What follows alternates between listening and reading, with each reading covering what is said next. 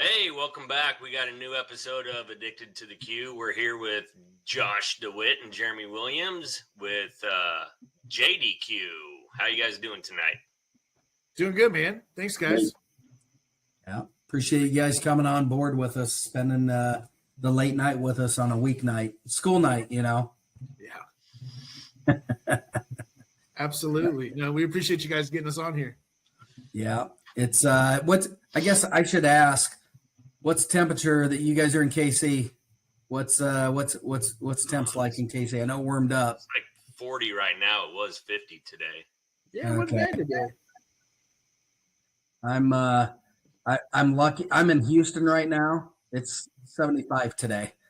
I'm probably gonna freeze my arse off when I get back home thinking, but it feels good down here. Yeah, last week they had snow and they didn't know what they were doing, but Yeah. so. Well, it's good. Yeah, I heard it's supposed to be like 55 as a high next week down there. So Yeah, it's good stuff. So Yeah, no, I just pulled it up. It says it's 48 degrees at my house right now. So yeah, which is actually a warming trend compared to what it was. So yeah. Yeah. All this fake snow is finally starting to melt around my house. Man, my dog's happy. Charlie has places to go in the yard now. He's sparing. Very cool, man. Josh and Jeremy, how did you two meet and get into the barbecue society, the whole barbecue realm?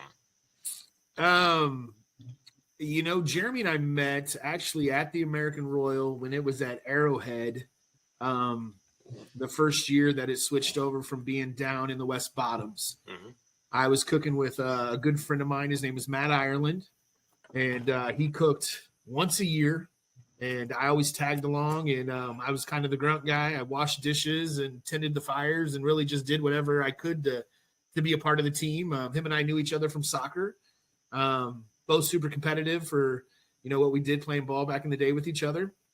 And I love the barbecue scene, and we pulled up and set up, and behind us were these two knuckleheads called Fergalicious, and it was Jeremy and Richard, and they had this other guy from St. Louis with them that weekend, which was Mike Johnson, and that's where I met Jeremy, and London was with me that weekend, and London got to meet him, and I'll never forget Richard or Mike. I don't know, Jeremy, who it was who cooked those huge dinosaur rib bones that weekend, but London thought that was the greatest thing in the world, that he was eating dinosaur. And he was probably 5 or 6 at the time, maybe. And that was pretty special. It was pretty cool because he was so young and didn't really know what barbecue was at that point, and just thought it was another excursion that we were out doing or whatever it was. And he was just getting to eat good food. Next thing I knew, he had this gigantic bone in his hand, and he was just wanting more of it. But no, we got to meet there and continued on, a barbecue friendship from there. And him and Richard were teaching classes, and Matt never really wanted to really do anything more in barbecue. For whatever reason, that year he decided he wanted to take their class, and I took the class with him, and ended up becoming fairly close with both Jeremy and Richard.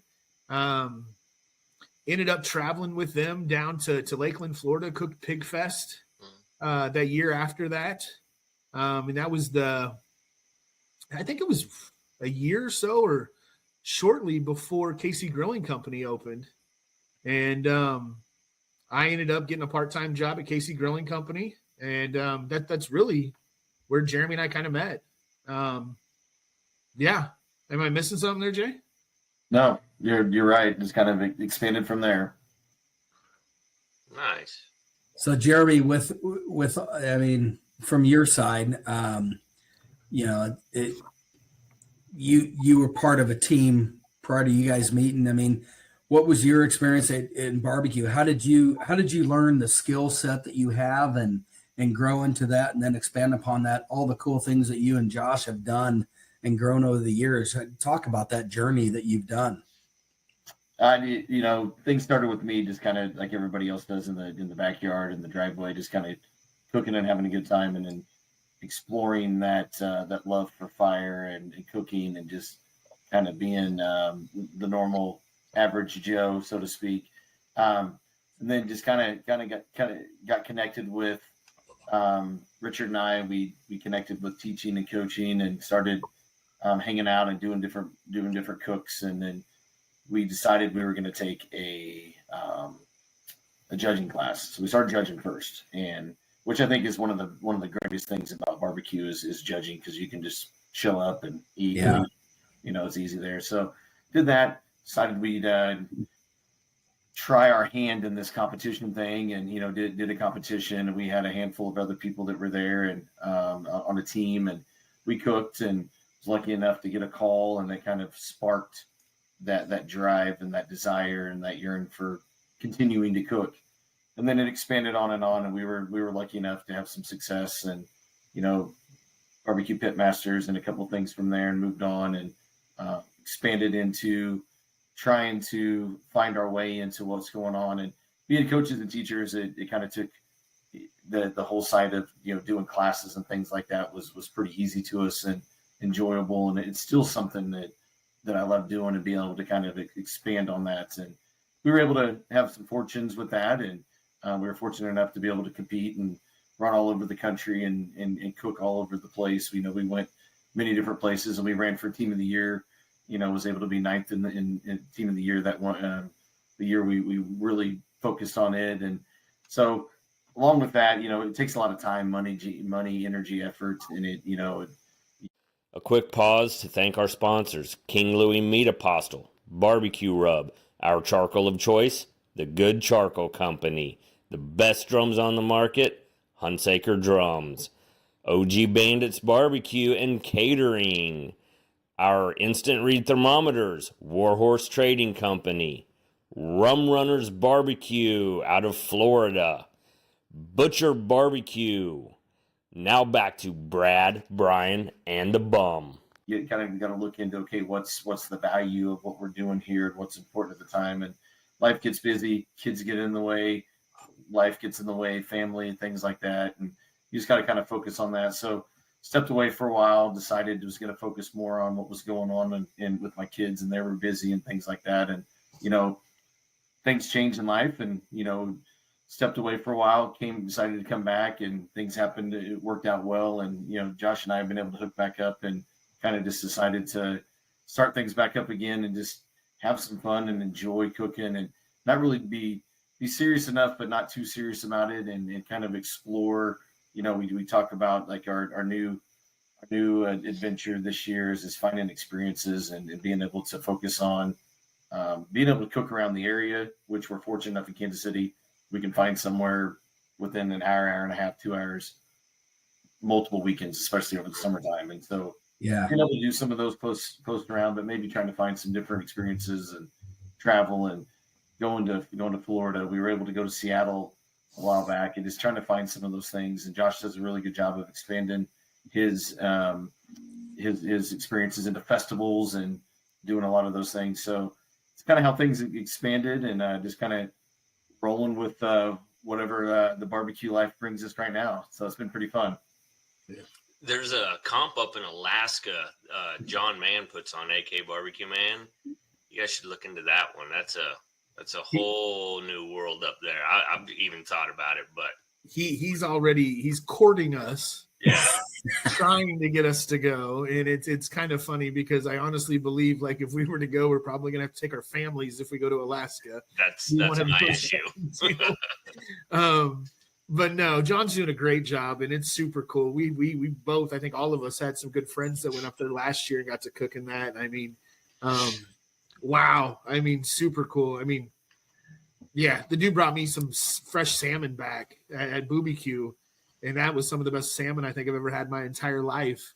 But I don't think I could just fly to Alaska to go cook a comp. I'd have to be there for probably at least a week so I could experience it. When Jeremy and I went to Seattle, we cooked on Mount Vernon, and it was breathtaking. It was one of the coolest experiences I've ever got to do, not just because I got to cook barbecue, but why we were there. We were raising money for such a good organization. But just the backdrop, and, being somewhere where I hadn't got to go before, we were only there 3 days, and like 2 of the days I was cooking barbecue. I mean, I could have spent 3 more days there trying to see all the stuff, and we crammed it all into like 2 hours on our way when we got off an airplane, and like 3 hours before we got on an airplane before we flew home, and which we did, and it was great. And I mean, Jeremy's an excellent planner, and so we got to do a lot of fun stuff that I never would have got us to do. But yeah, no, it's Alaska would be cool. There's cool stuff. I told Jeremy, like, I really want to cook Murfreesboro this year. I would love to figure out how to cook Poozy Q, like the experiences in barbecue, like the big trophies, the big checks, the big things from an experience standpoint that says, yeah, I've been there. Yeah, I've done that. Walking into Darren Worth's restaurant, and I don't know if you guys have been there or not, but Yeah, I have. his wall of trophies, and seeing him, he has he has an American Royal wall. He has a Murfreesboro wall. He has a wall. I mean, and it's just like, there's a reason why he's the GOAT, I mean, I just want a piece. I just want one. Yeah. I'm not greedy. I just want an apple, well, just to say. Well, that's what you talk about, Josh, and what Jeremy alluded to. It's, there's people that have the ability to and the desire to, because there's a combination of things that you can do, chase those points to become that champion, because there's a combination of dedication that I might have the desire to do it, but there's a combination of family, financials, and whatever that don't allow me to do it. Yeah. Same thing, we all have whatever they are. I mean, I know, Jeremy, you've seen and done some amazing things. Josh, you've done some cool and amazing things. It's crazy what we do, but it's sitting back, and I know one thing that's got me to think about over the next few years. What is my journey with barbecue? Okay, what are some of the cool things to go visit and see? Yeah, I know about that, and I want you to ask. I'll just pop this and preface it before I ramble too much, because I can do that, especially after bourbon and tequila. Talk about what you guys did in Washington, because I remember talking to Josh, you, about that, and your passion for, before you even went, how you talked about that got me excited. And those are the things that, you guys doing as a team together, and you do that in a short amount of span, and what you experience. So talk about that. Jeremy, Josh kind of gave a little insight, but talk about your thoughts on that when you went there, and talk about what the competition was, what the event was, and what it was for. Just give us your thoughts on that. Yeah, it was crazy to be able to go to a foreign place that you never been to, that you knew was going to be different. Organizing to travel, and organizing to be able to put things in suitcases and fly is a different setup than setting up your trailer, loading your trailer up and driving it an hour and a half and setting it in a parking lot. So figuring out, okay, minimizing what you need, what you have to have, being able to trim your meats, being able to put those things on the air, put them in on the airplane and fly, and what's going to go through, what you have to check. So it's a different challenge on that side of things, of organization and planning. We had some great friends that were able to set some things up for us when we got there. When we went into this competition, we really didn't know what was going on, and going into this big valley that was surrounded by beautiful trees and hills. And the coolest thing when we were in the midst of it was, I told Josh, I said, look around, look at how many people are outside of their trailers. I'd never been to a competition, I think, that I'd ever seen so many pop-ups. Everybody was outside. Everybody was mingling. Everybody was within each other, and not just kind of isolated into their trailers and out just for a little bit.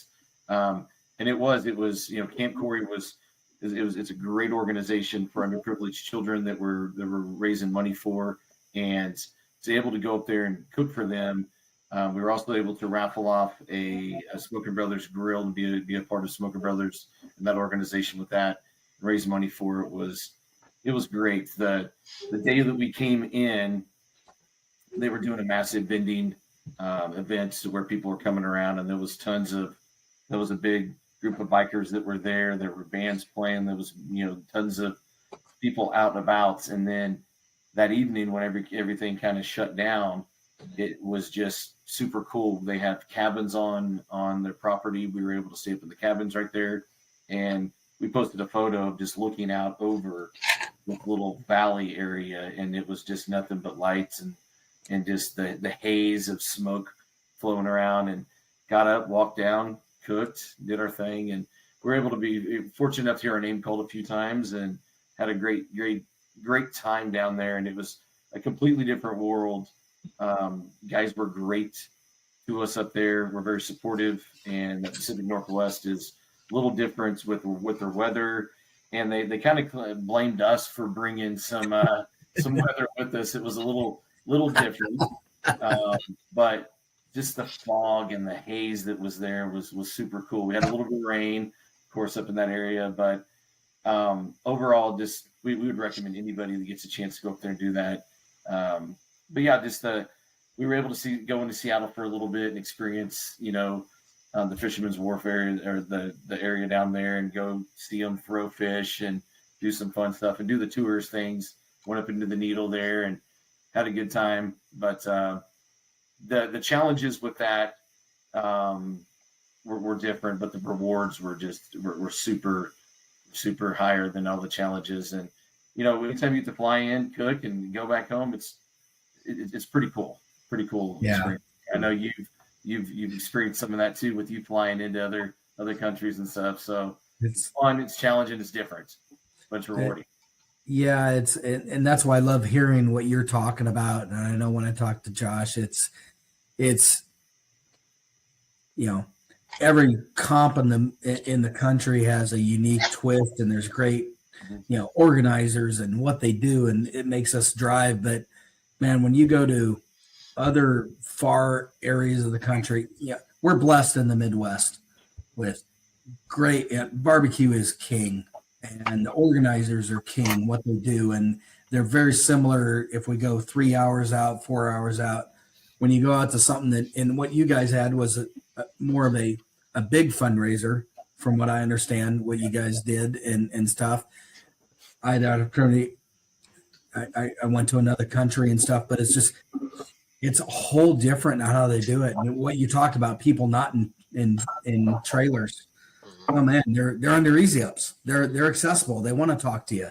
And I don't think it's that anybody avoids you, but we get comfortable. Believe me, I like to be warm or not sweating, and I'll sit in my air conditioner trailer if I can. No different than you guys, but it's just a whole different world on that. So. Well, and when we get treated, unfortunately, fortunately, we get treated a little bit differently, just because we're coming from, I would say, a mecca of barbecue. We have just saying, if you're coming from our area and things like that. Not saying we're any big name, Joe's or anything, but they were so thankful we came up there. They were so appreciative of that. And there was a couple challenges, and Josh can touch on these too, but there were. The turn-in boxes were different. The process of how they do things. We had an hour in between, Josh, like the turn-ins were different. So we had to adjust our timelines and things like that. And the way they do their scoring and the way they did their their awards and their turn-ins was completely cool. It was crazy. They had Scantron things that came over, and you turned your box in, and we were turning in a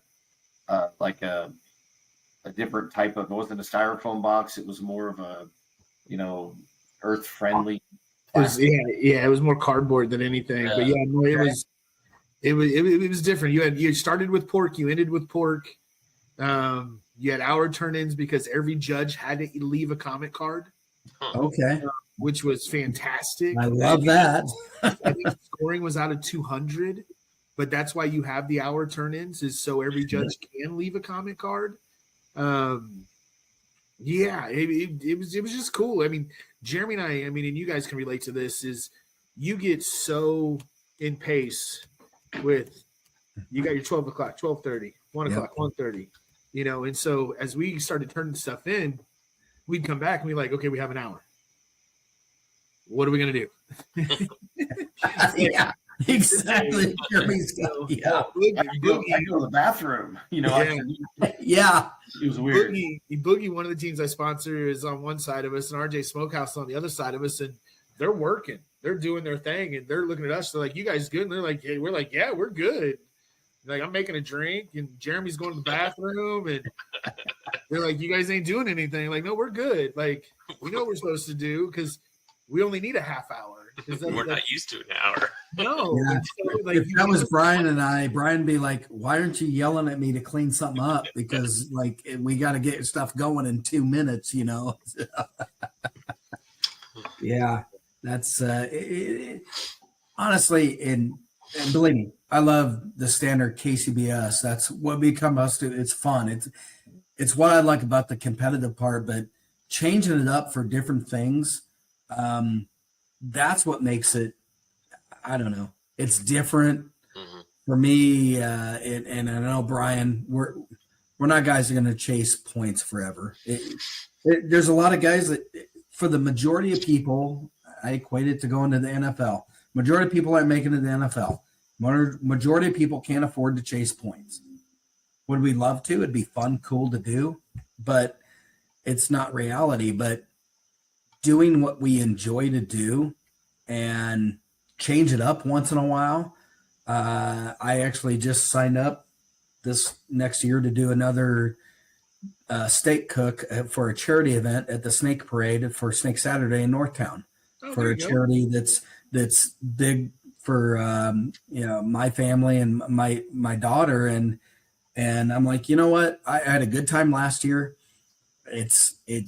I'm still cooking. I'm having a great time. Trying to draw people in, raising money for something that's going to be entertaining. Big for them, and do what I can, and let's have some fun with it. I've been fortunate to cook next to you guys a couple of times. Q Latho, it was a few times and stuff.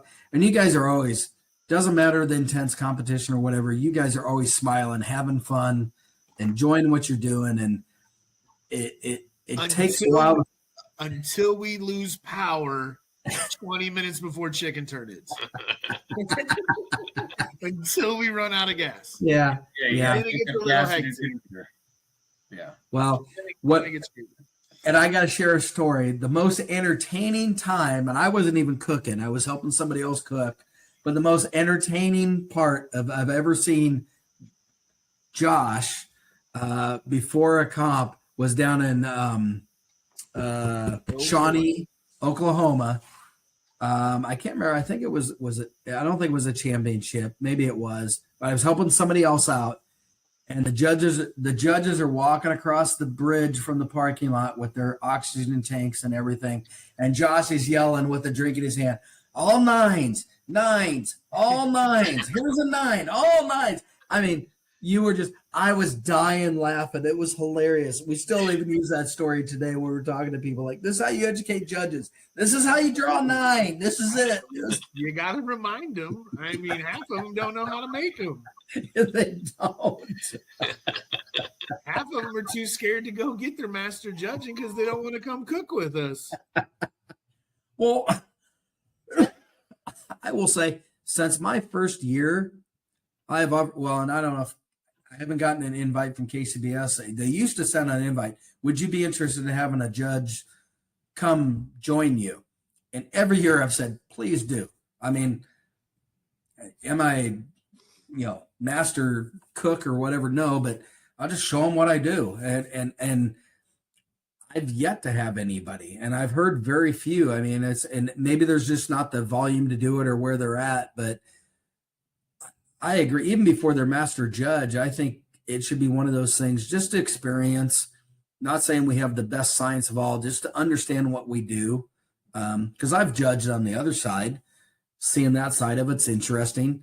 I remember, Jeremy, when you kind of took a step back from cooking, I think one of the first ones you did Q Latha the first few years. And I remember you coming up to Josh Blevins and I afterwards, and we talked, and you just shared your observations, what you did. I mean, that's just immenseful to me, hearing those things from that side. And I think the same thing, having somebody come hang out and watch what I do as a cook and understand what we do. And puts everything together, you know. Yeah, I agree. And like I said, starting out as the judge gave us a lot of knowledge of what to do and how to get things going, and then continuing through. And that was one of the things that I wanted to eventually, complete, was become a master judge. And I'm a master judge now. And being able to step away from competition and cook a little bit, and cook and judge and cook and judge, and being in that, being in the inside of the tent, or being where it's at, you're able to see what they're thinking and what's going on. And I've been fortunate enough also to be able to try to help educate a little bit. And sitting in there, you're not supposed to talk. You get your samples, you do your thing.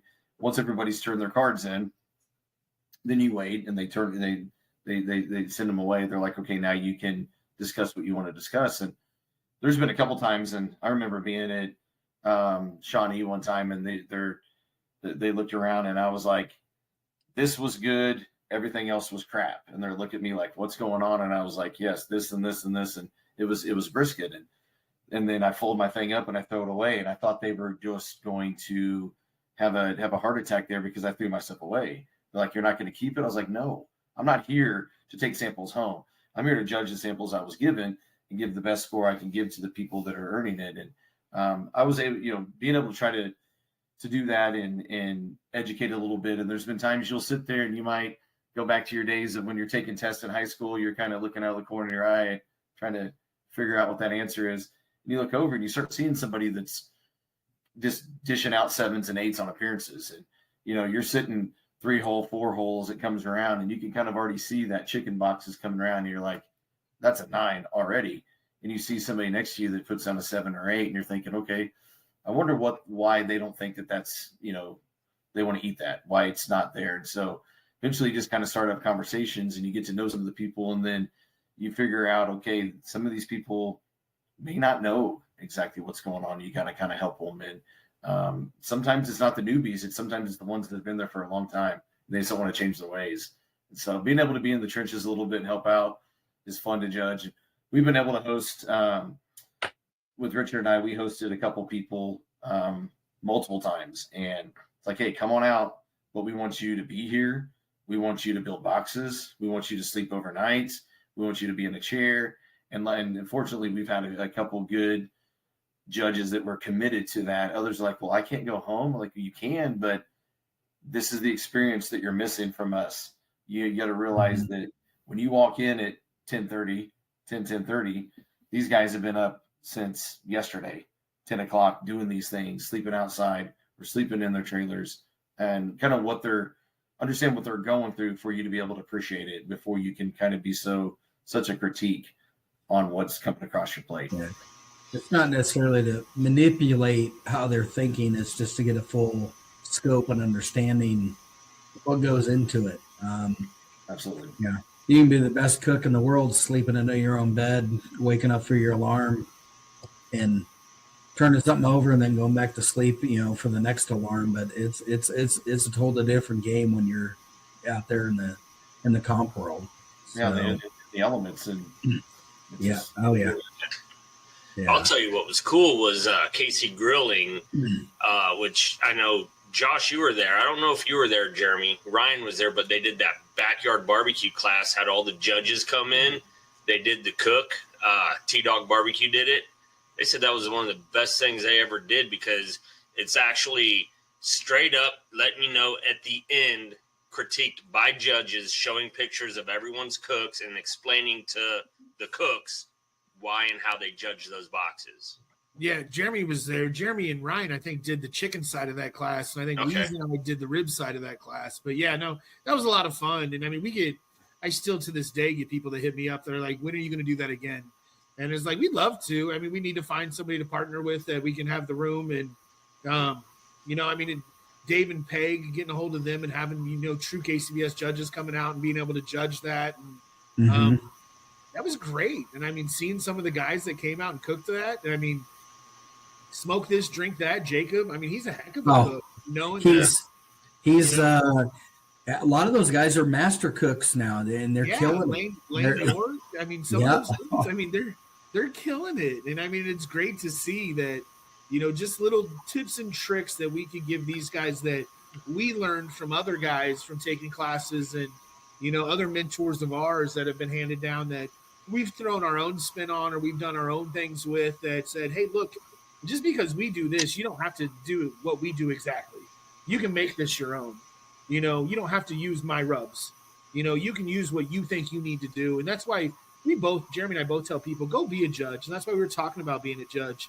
Go learn those profiles. Go figure out what that taste stuff is like. Figure out the tenderness side of things, and then play with it.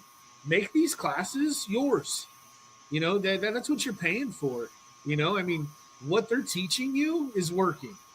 So you should probably use what they're teaching you. But at the same token, there's nothing wrong with trying to spice things up a little bit and figuring out your own little niche in this world that we all live in. Yeah. Let's take a little twist or turn in our conversation. We talk a lot about a competition. You guys have been uber successful. I mean, I look up to you guys for what you've done in that world. But let's talk about something where, honestly, one of the areas where you guys have been great on, you two have seemed to combine.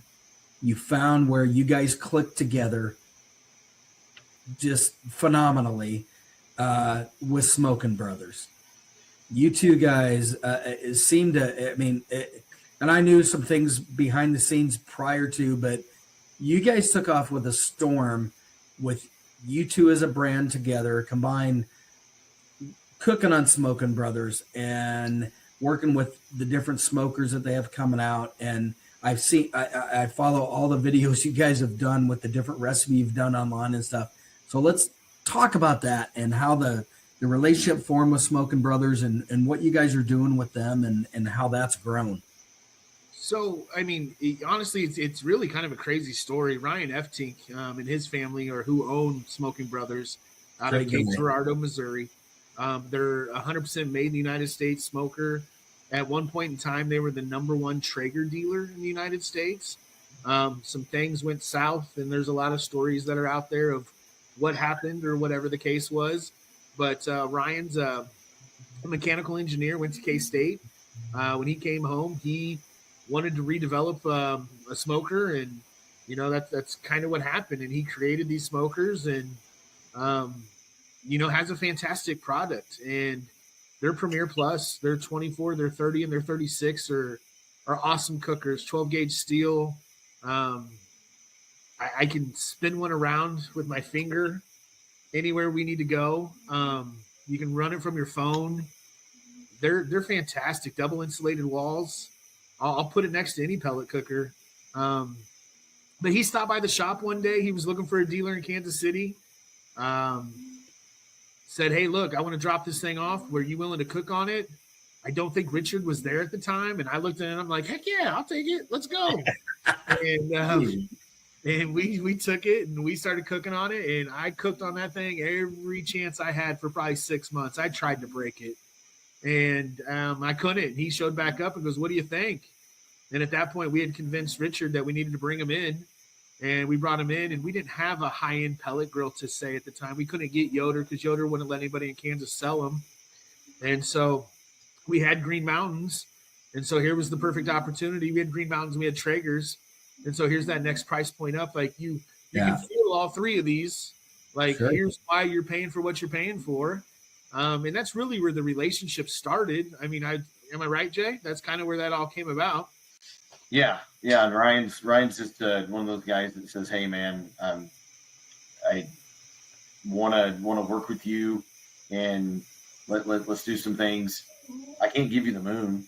I can give you some products and I can give you something you can work with, but stick with me. And I know you've all had one of those buddies that said, hey man, stick by my side, hold on. Things are going to be great. And that's all Ryan's done for us. He's been a great guy. He's been a great relationship that we've had, and he takes care of us. We take care of him, and it's just that's all you can ask for, a partnership and a friendship. And Josh is now on staff with them, and things have continued to grow. We've been fortunate enough to be a part of the When Pigs Fly over all the years, and we were just down there not too long ago and was able to help with that. It's a great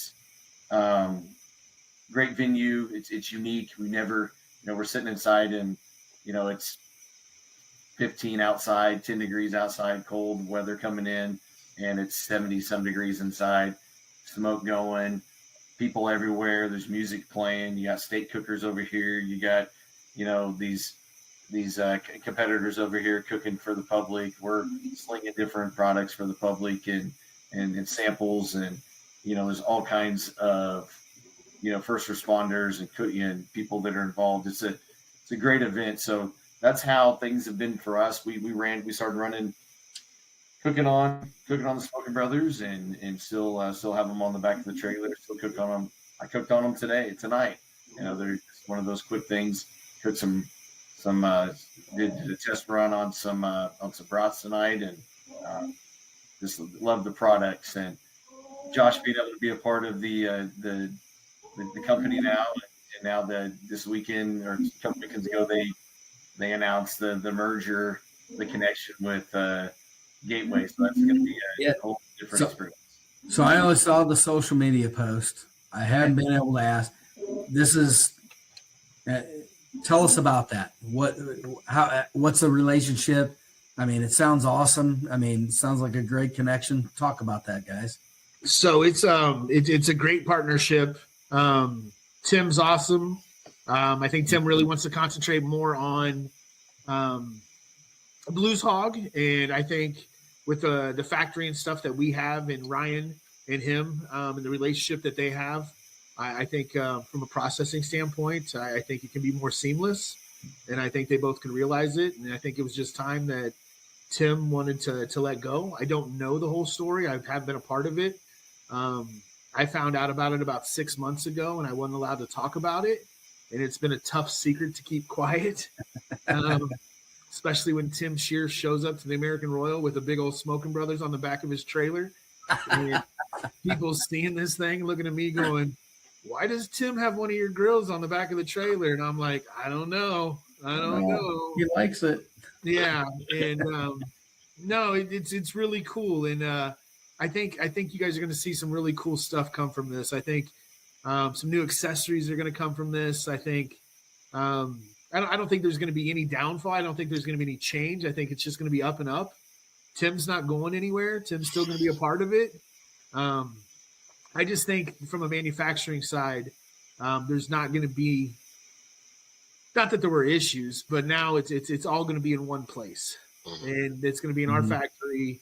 And it's going to be a lot easier for dealers, especially for us at Smoking Brothers, now that we get to add, a different type of grill to our line. So for our dealers and even, Gateway dealers who's never heard of Smoking Brothers, I get to deal with all of these guys now, and for them to be able to order, on 5 grill orders or 10 grill orders to mix and match, so they, instead of them just ordering 10 gateways, now they can order 5 gateways and they can order 5 pellet grills, to some of these stores have never had those opportunities before. So it's a great addition to the catalog of what we have.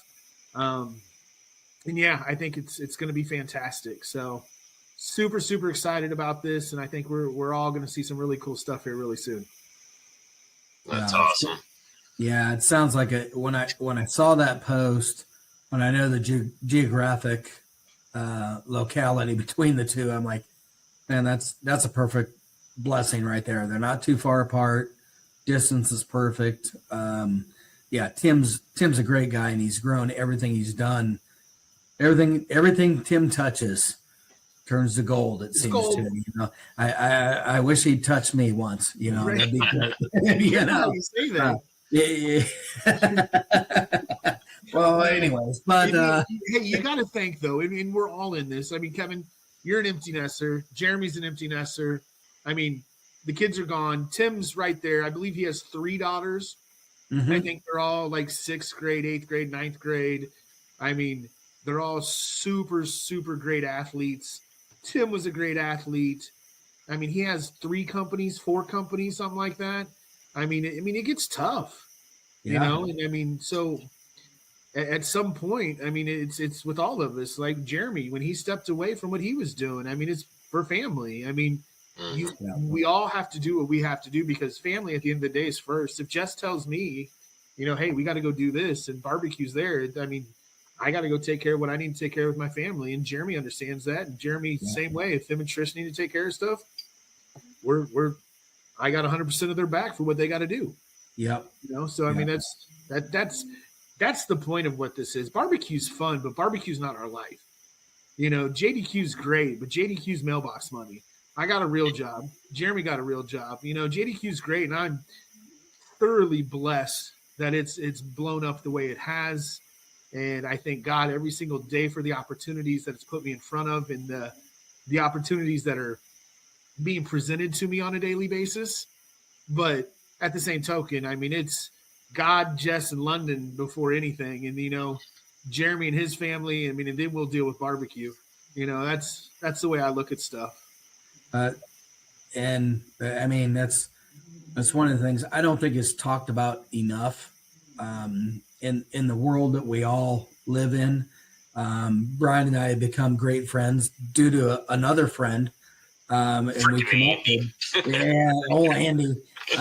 But we connected upon that. And, Brian had a great idea of trying to launch his rub line, and he's done well with it. And I'm working on mine type of stuff, but the way we look at things, just like you talk, I call it the day paying job that pays the bills. Yeah. We've all got it. I look at it as, hey, I'd like to work on this side hustle. Maybe when I decide to retire in 8 to 10 years, that I got a supplemental income that's going to help me do whatever to enjoy what I'm going to do, and I've always, Josh, you've been great to help me. I know you've helped Brian and just input and stuff. And that's where this world goes. But so I'm going to delve into another avenue, not getting sappy here, but just a whole different avenue. Let's talk about JDQ and dude, this new rub you have, I mean, I love your rubs, period. You know that, and they're great. But this new one, I'm sorry, I think is the cat's meow. I'm so excited. I've played around with here and there, but I am, and I know everybody has, but talk about that. Talk about inspiration, where it's come from. I know you've worked on it for a long time. Just you go, I'll shut up. To be honest with you, I mean, it's been around for a long time. But when I decided to come out and go to a big co-packer, I needed to have my suite first. And being a one-man show and being, betting on myself. And I mean, Brian, I know you know this, and Kevin, you know this. You gamble on yourself every month for what you do. And when you're buying more products, and, I'm buying 2 to 3 pallets of different products per month now. And I have to be able to turn and burn these things and watch the trends of where things are going. And so for me to bring out a third, that was really scary. And I've had this in my back pocket, and I continue to make it. And 2 years ago, I think it was, at Edgerton, I had decided that, I'm going to bring it out. This is right before the Royal. I didn't know when I was going to bring it out, but London had made a comment to me. It was his favorite rub.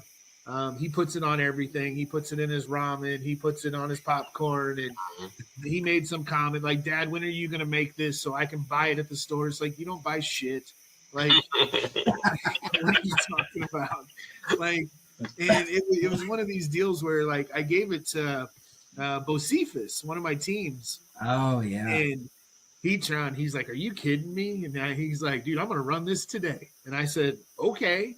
And he went out and won ribs in Edgerton that day. And I'm like, are you kidding me? And it kind of became an inside joke between him and I. And he did so well. And him and another team really ran it for about a year. And both of them have given me so much crap about, when are you going to run your own rub? When are you going to run your stuff? And it was really a trust factor to me, because I never looked at it as a comp rub.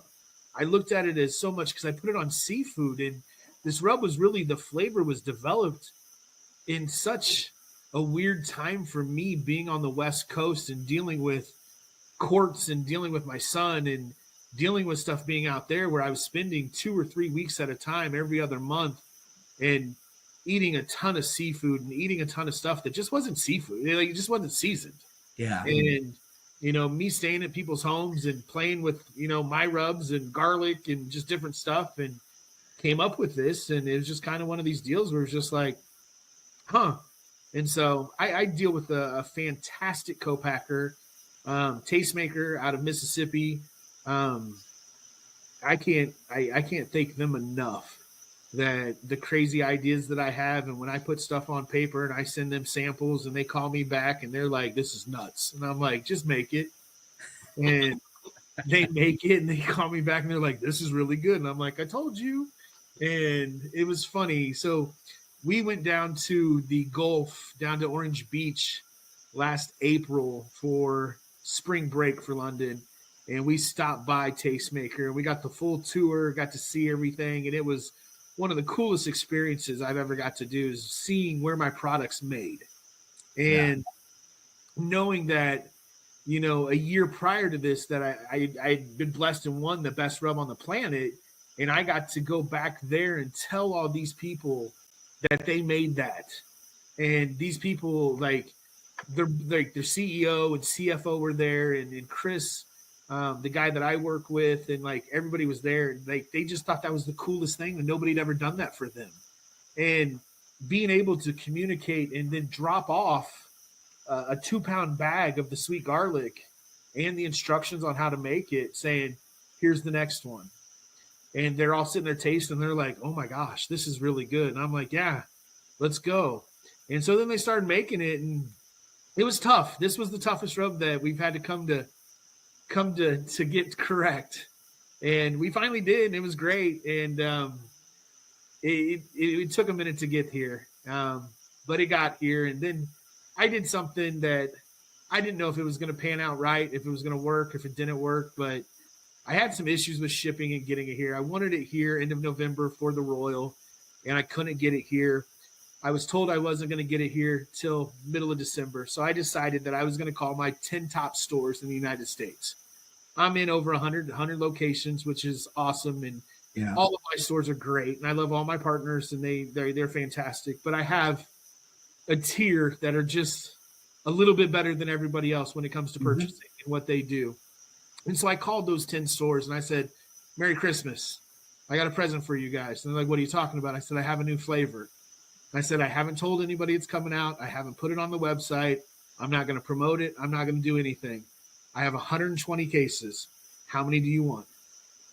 And all of them were like, are you kidding me? I'm like, I can have it to you in 2 days. And I sold 120 cases in like 15 hours. Wow. And it went bananas. And next thing I knew, social media went crazy, and all I did was share it. And I just kept hitting the run emoji, like run to the store and grab it. And we're not even to the end of January, and I'm on my 4th pallet of it now. And it's pretty crazy. I can't say the other 2 rubs have done what this rub has done so far, but it's so unique. I mean, we make Chex Mix with it. I mean, it makes a killer dip. I mean, it does just seafood. It does so many different things. I mean, it's so different. And I never once, and I've told Jeremy this, and he can tell you, I never once thought it'd be a comp rub, and it's been made into a comp rub. And so, that's kind of where it came from, and that's the story behind it. And I'm super excited for it. I do have a 4th, and I'm aware. I will be bringing that out probably next November. And it's nothing sweet. I actually let Brian Odom try it at the Royal. It's pretty good.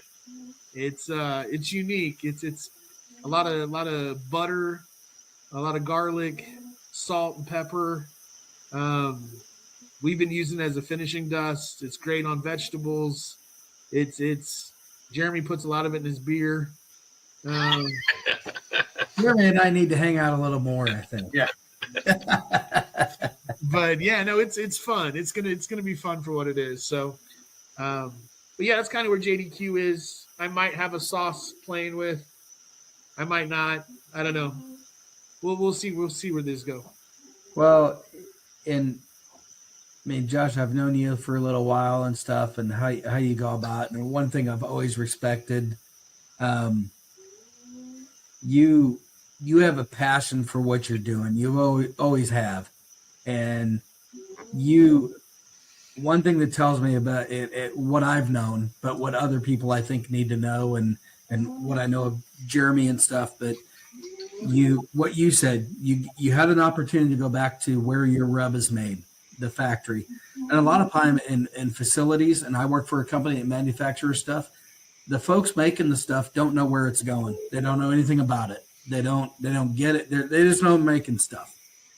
And I know every time I go back to my company's factory, I talk to them about, oh, by the way, thank you for what you're doing. And they remember, oh, you shipped this stuff. Oh, where'd that go? Hey, that's going to the new Kansas City airport. We're hanging this duct. We're doing this or this hotel.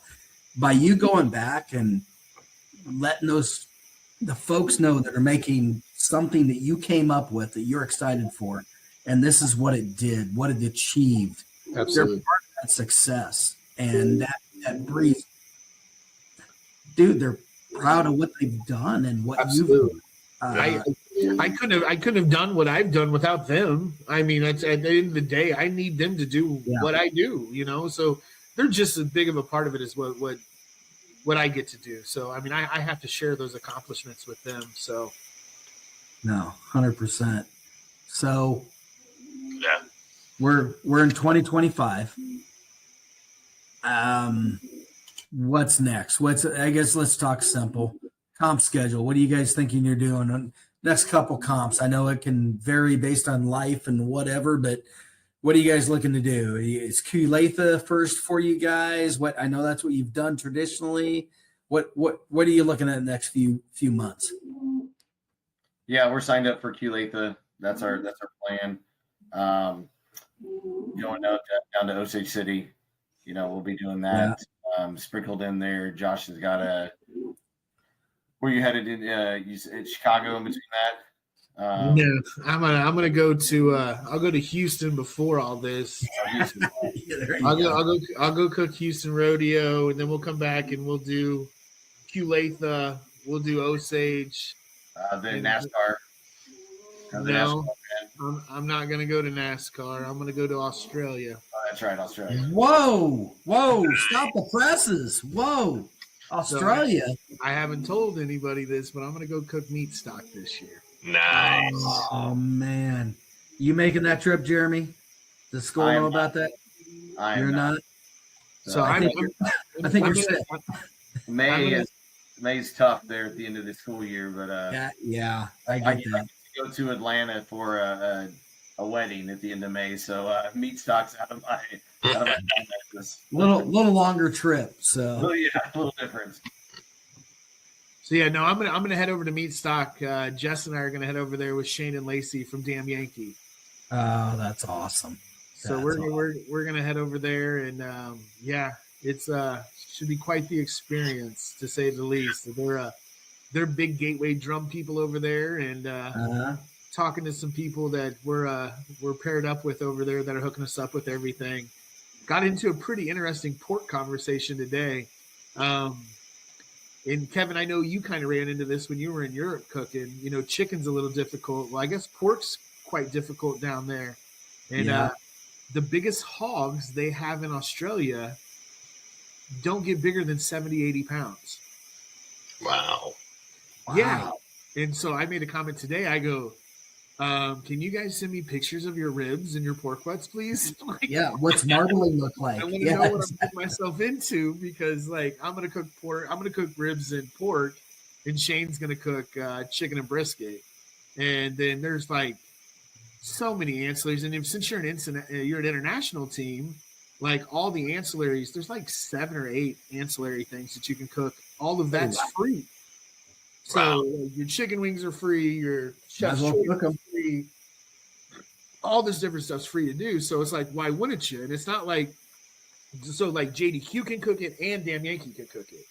So, sweet. Which is great. Okay. So Shane and I can cook against each other too when it comes to that stuff. So it'll be fun. So, I've really been kind of throwing some ideas around on what I want to do when it comes to that stuff. But they have an SCA cook. So if I want to cook SCA, I can do that.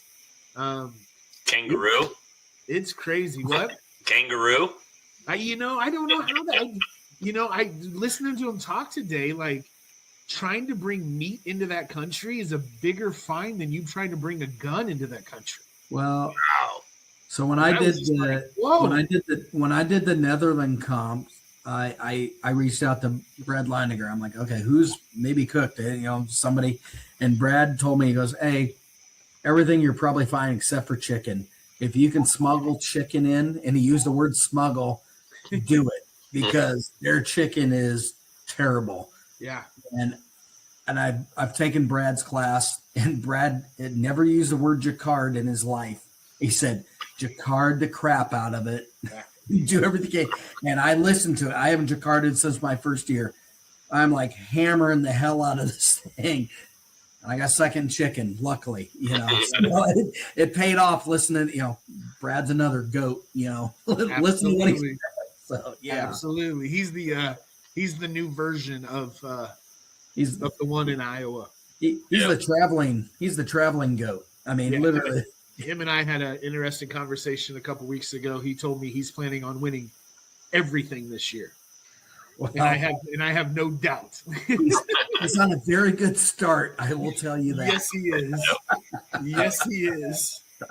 And So, not, I mean, there's all kinds of great people in barbecue, but Brad is one of those guys for all the accolades that he's won for me that I've been able to meet and seen him in enough comps.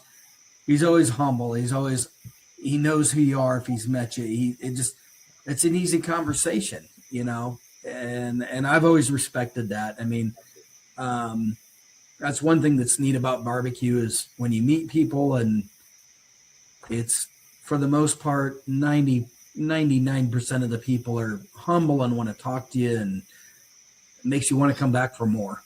absolutely. Yeah, Greg, the only thing that pisses me off is he's gone 10 minutes after turn-ins. How do you do that? How do you That's because he can do it.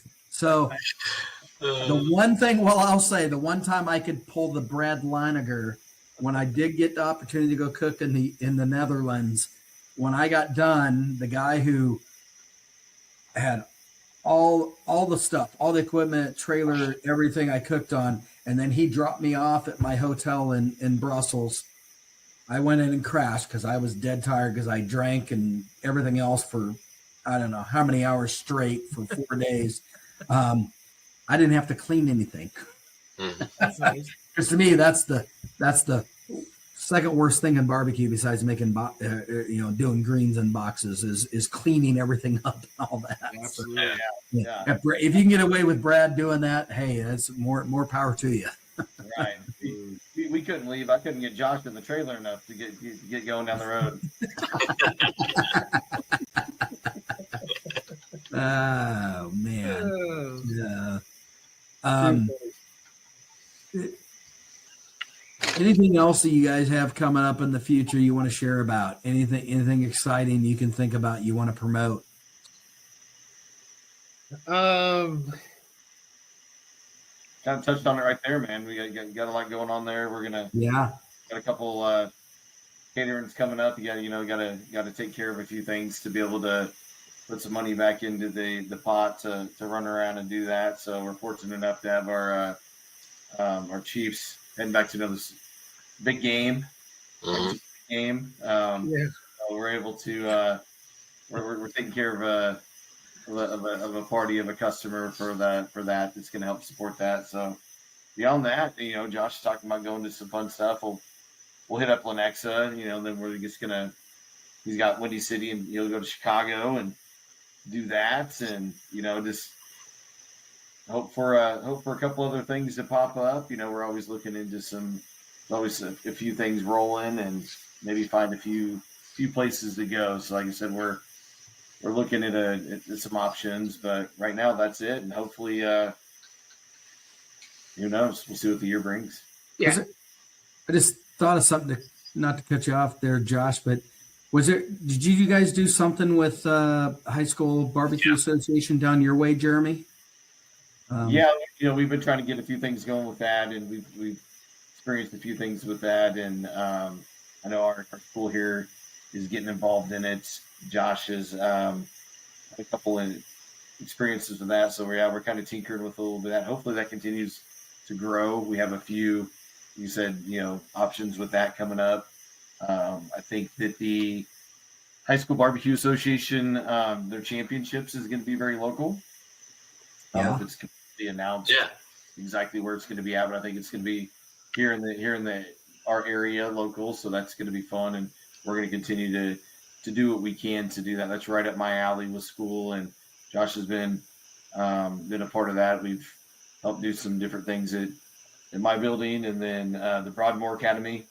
Josh has had experience with that, and they're trying to get they want a few more options with theirs, so we might be doing some more stuff with it. So anyway, we can kind of give back and help out with that. That's going to be highly on our radar coming up.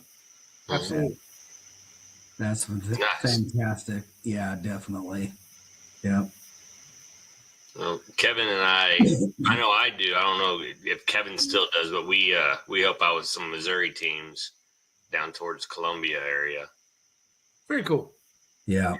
So. Yeah, no, it's fantastic. The Broadmoor School District, or Broadmoor, I mean, it's the Shawnee Mission High School District. Yeah. They have their district office, and they have a big restaurant that's over there. And within that restaurant, wow, dude, on Wednesday nights, man, go over there and eat dinner. It's unbelievable. You have to sign up. You got to do reservations. It's like $40 or $50. You get served by students. They make all your food. It's a 4-course meal. It's ridiculous. This week, I mean, the Antler Room in Kansas City, their head chef is their instructor for like the next 2 weeks. And he's the one that's in there teaching like the classroom stuff and instructional stuff. And I mean, if I could have had this type of classroom, like when I was in school, this would have changed so much stuff for me. It's unreal. Mm-hmm. It's unreal for what they have. But shout outs to them for what they got. And I went in and I did some stuff talking about rubs and proteins, and Jeremy and I talked to their head chefs because they did branch off, and they do got a barbecue team, and they went to one contest, and I think they took second at their first contest. I remember seeing some. Yeah, I mean, it was that is fantastic to hear.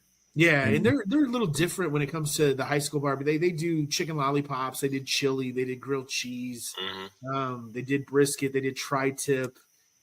They did a bunch of different stuff. So it's not like what you guys and what we see when we go cook contests, but it's fun. I mean, it's just a lot of fun being able to give back to these kids and being able to talk to them and seeing their excitement on being able to cook, and then being able to go sit in the restaurant, and I mean, being able to watch them cook and being able to serve food. I mean, I had roasted duck and lobster risotto, and it's just like I should have paid over $100 for my meal, and I mean, it was fantastic, and I didn't, and it was a great date night for Jess and I. And I told Jeremy, him and Trish need to go. I tell everybody, like, if you haven't been to this place, you need to go check it out. They're only open on Wednesday nights. They have 3 dinner services, and it's fantastic. Nice. Well, what I love about just the concept of that is these schools, they're given another, when all of us are around the same age range, that was home ec. Yeah. Did any guys sign up for home ec? No, we didn't. If we did, we were looking to pick up on chicks. Mm-hmm. Yep. That was home ec, the extent of home ec. But now that is a career path or just a life skill in general, and how to do something so basic. Competition is the side part. I know Brian's experiences he's had and what I've had just working with these kids. It's fun. Yeah. Talk about excitement and energy when you just talk about basic concepts of cooking and fire management and stuff. They're engaged. It's different than a bunch of guys that are 35 to 50 years old sitting in there. It's a whole different world, and I enjoy it. I do. I think that's more fun than doing any regular class that you could do anywhere else. Oh yeah, absolutely. Yeah. Yeah. Well, guys, I appreciate you making the time. I appreciate you letting us kick it back a little bit later. I know this is recorded, but I appreciate that. You guys are, I consider you friends. I've always had a blast hanging out with you. So, appreciate you coming on board with Brian and I and just chatting about what you do. And, you know, we're looking forward to the future and seeing what you guys got going on. Yeah. Absolutely, man. Thanks for having us on, guys. We appreciate it, Yep. man. No, thank you. Yeah, Yep. absolutely. Wow. Have a good night, guys. We'll see you down the road here soon. Okay. Absolutely, boys. Thanks, All right. guys. Yeah. Bye bye. Bye.